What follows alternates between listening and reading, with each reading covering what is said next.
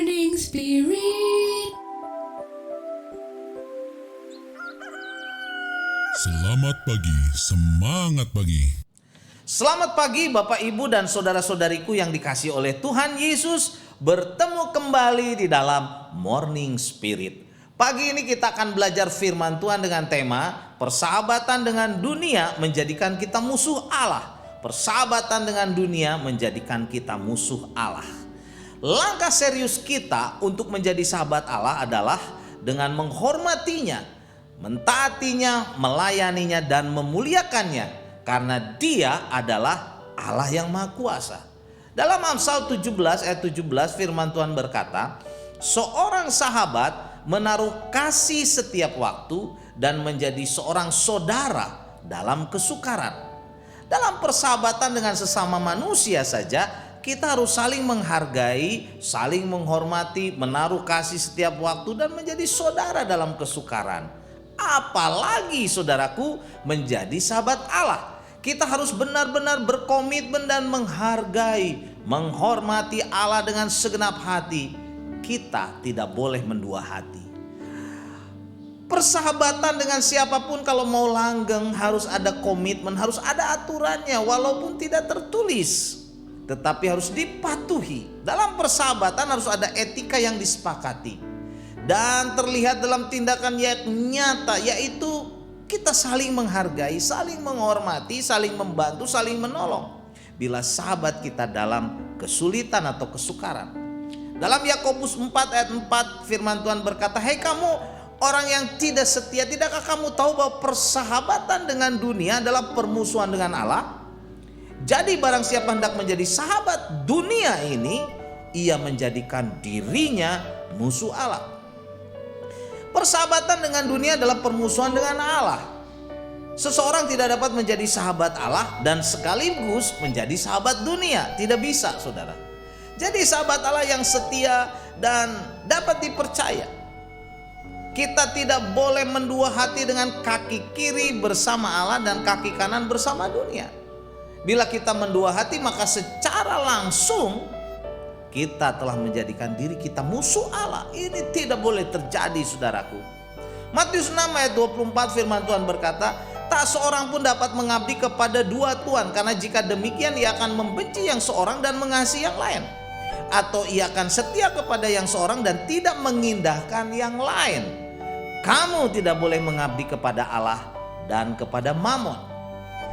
Seorang Kristen tidak dapat mengabdi pada dua tuan, atau lebih mengejar, saudara, ambisi-ambisi pribadi sendiri daripada loyal atau setia kepada Allah. Karena kenyataannya tak kala seseorang lebih membandingkan diri sendiri atau mementingkan diri sendiri atau ego atau membandingkan dengan yang lain, saudaraku, ia cenderung akan membelakangi Allah, bahkan juga bisa menjauh dari Allah. Jadi dalam Yakobus 4 ayat 4, Yakobus mulai dengan kalimat sapaan yang keras. Hai kamu orang-orang yang tidak setia. Kalimat kamu orang yang tidak setia, saudara, arti harafiahnya adalah adultereses. Adultereses, perempuan pejina. Mengapa saudara disebut demikian? Rasanya kasar sekali. Karena dalam Alkitab digambarkan bahwa hubungan Allah dengan umatnya, yaitu Israel, saudara, umat pilihan, sebagai hubungan pernikahan. Artinya erat sekali. Hubungan yang erat sekali. Karena itu tidak salah Yakobus menegur pembaca suratnya sebagai pezina perempuan. Karena mereka tidak setia kepada Allah. Dengan adanya persahabatan dengan dunia, mereka telah berzina secara rohani dan menjadikan diri mereka sendiri menjadi musuh Allah. Hal ini tidak boleh terjadi dalam kehidupan kita, saudara-saudariku, Bapak Ibu yang dikasihi oleh Tuhan. 1 Yohanes 2 ayat 15 sampai 17 firman Tuhan berkata, janganlah kamu mengasihi dunia dan apa yang ada di dalamnya. Jikalau orang mengasihi dunia, maka kasih akan Bapa tidak ada dalam orang itu. Sebab semua yang ada di dalam dunia, yaitu keinginan daging, keinginan mata, serta keangkuhan hidup, bukanlah berasal dari Bapa, melainkan dari dunia ini. Dan dunia ini sedang lenyap dengan keinginannya, tetapi orang yang melakukan kehendak Allah tetap hidup selama-lamanya. Rasul Yohanes juga mengatakan bahwa persahabatan dengan dunia sudah menjadikan kita musuh Allah. Yohanes mengatakan jika kita mengasihi dunia, maka kasih akan Bapa tidak ada di dalam diri kita. Saudaraku, sekali lagi, hal ini tidak boleh terjadi dalam hidup kita. Mari pada saat ini kita sungguh-sungguh, saudara, mau bertobat dan mau meninggalkan setiap godaan yang ada di dalam dunia, yaitu menurut Rasul Yohanes adalah keinginan daging, saudara, keinginan mata dan keangkuhan hidup.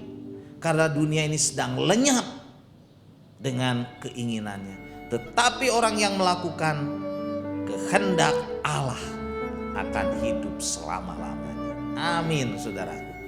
Roma 12 ayat 1 dan 2 berkata, karena itu saudara-saudara, demi kemurahan Allah aku menasihatkan kamu supaya kamu mempersembahkan tubuhmu sebagai persembahan yang hidup, yang kudus dan yang berkenan kepada Allah. Itu adalah ibadahmu yang sejati. Janganlah kamu menjadi serupa dengan dunia ini. Jangan, saudara, tetapi berubahlah oleh pembaharuan budimu sehingga kamu dapat membedakan manakah kehendak Allah, apa yang baik, yang berkenan kepada Allah dan yang sempurna. Jadi saudaraku, karena kemurahan Allah, kebaikan serta kasih Allah, marilah kita mempersembahkan hidup kita seluruhnya kepada Allah. Kita tidak menjadi serupa dengan dunia ini, tapi berubah oleh pembaharuan budi kita, sehingga kita mengerti kehendak Allah, apa yang baik, yang berkenan kepada Allah dan yang sempurna. Jadi saat kita mempersembahkan hidup kita, tubuh kita, saudara, pikiran kita seluruhnya kepada Allah, maka kita tahu apa yang menjadi kehendak Allah.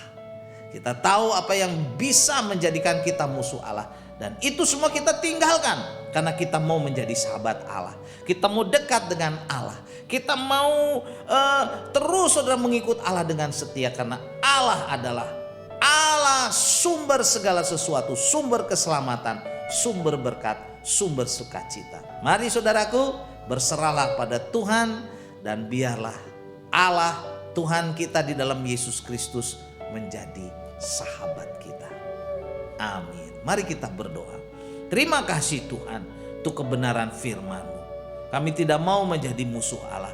Kami tinggalkan hidup dalam dosa. Kami minta ampun, sucikan, kuduskan kami Tuhan. Kami mau menjadi sahabat-Mu. Dalam nama Tuhan Yesus kami berdoa. Amin. Amin. Bapak Ibu yang dikasih oleh Tuhan Yesus, bila kita diberkati oleh Morning Spirit ini, silakan klik like, subscribe, bunyikan loncengnya, dan bagikan kepada banyak orang. Sampai bertemu dalam Morning Spirit selanjutnya. Morning Spirit.